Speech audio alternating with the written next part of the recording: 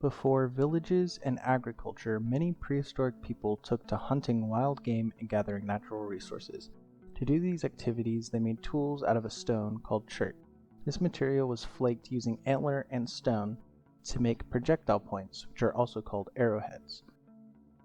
There are many theories regarding how people migrated into the Americas. However, the most prevalent theory is that around 14,000 BC, when the sea levels dropped due to glaciers, which allowed for a land bridge to form along the Bering Strait into North America. This bridge was used by prehistoric people following fauna to travel down into the Americas. This occurred during the last glacial period.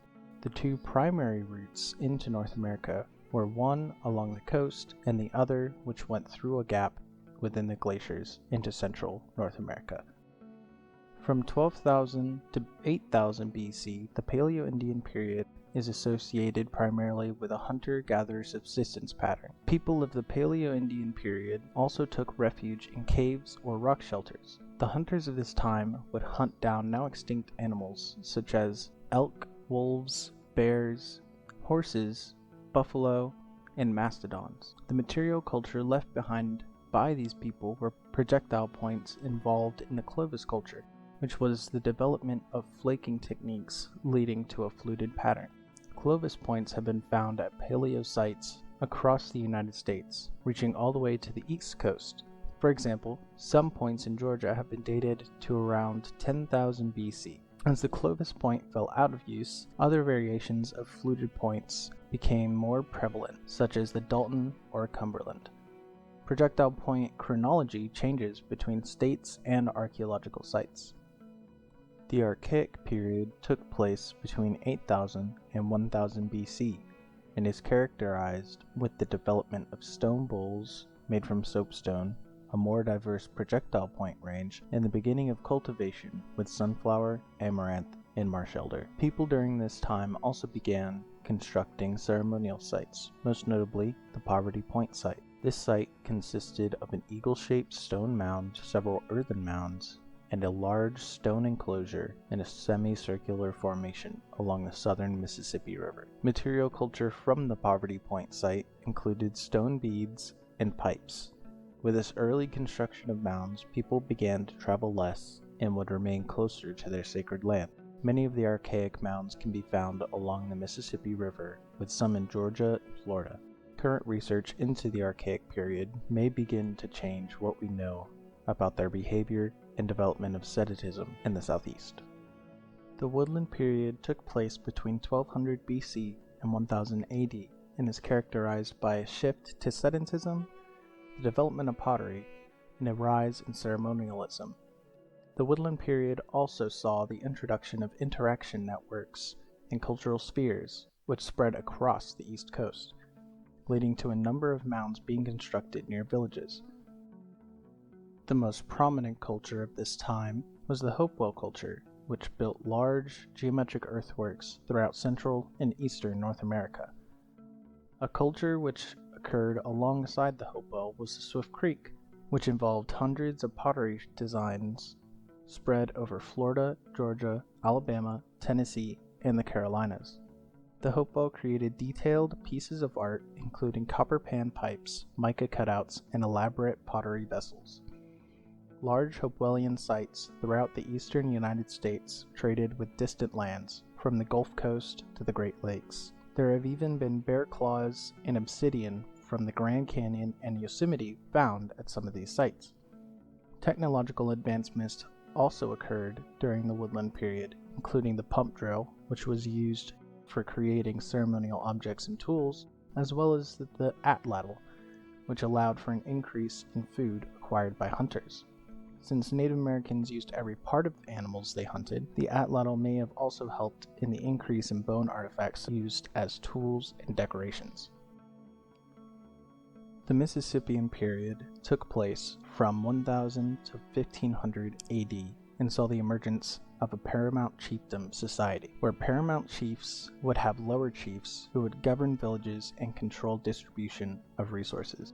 The Mississippian people also began to construct capital cities such as Cahokia in Indiana, Moundville in Alabama, and Etowah in Georgia. The city of Cahokia was larger than even London during its peak of 1050 to 1200 AD, with a size of 16 square kilometers or 6 square miles, housing between 10,000 and 20,000 people. These capitals were where paramount chiefs would live atop large mounds. The Mississippian people also began to cultivate corn, making it a staple food in their diet. The chiefs were believed to have supernatural abilities, creating a hierarchical society of elites. This belief allowed for chiefs to have special treatment, such as tributes paid by other towns in the chiefdom, and were free from labor.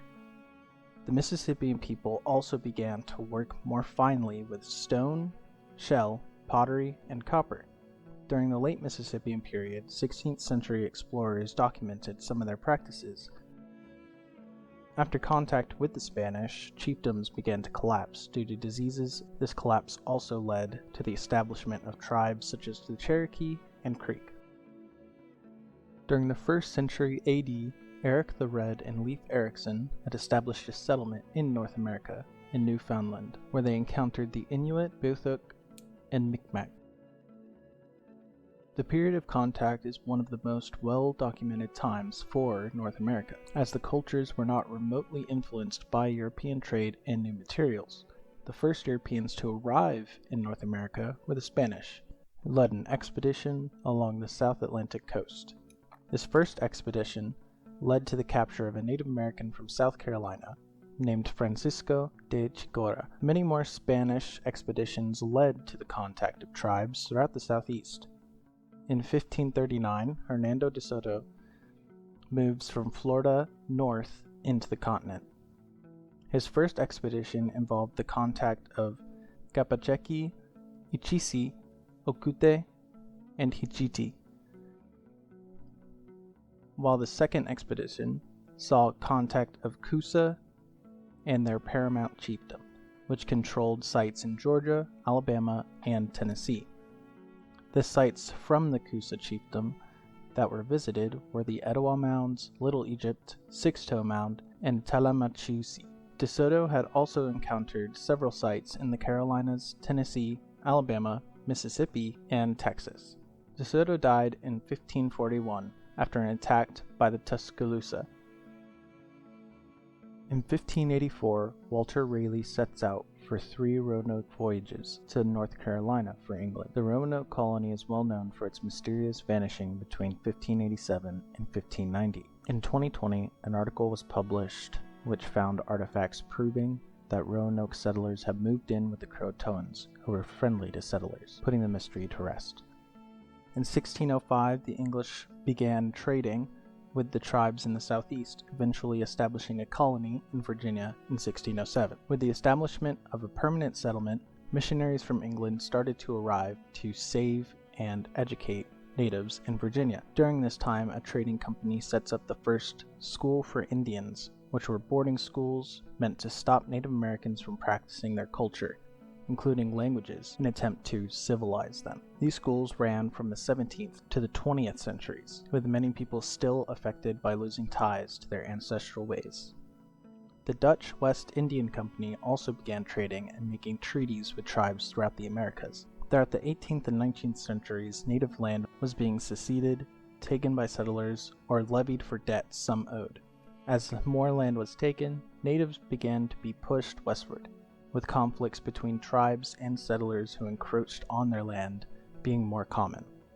After the United States Revolution, treaties were being signed and broken by the American government, and creating tension in the East, until it came to a head when, in 1830, Congress passed the Indian Removal Act, which would allow Native Americans to give their land in exchange for territories west of the Mississippi. After the act was passed, Andrew Jackson began forcefully removing those who chose to remain in their homes, leading to the Trail of Tears, which led to the death of 6,000 men, women, and children, and displacing over 100,000 people.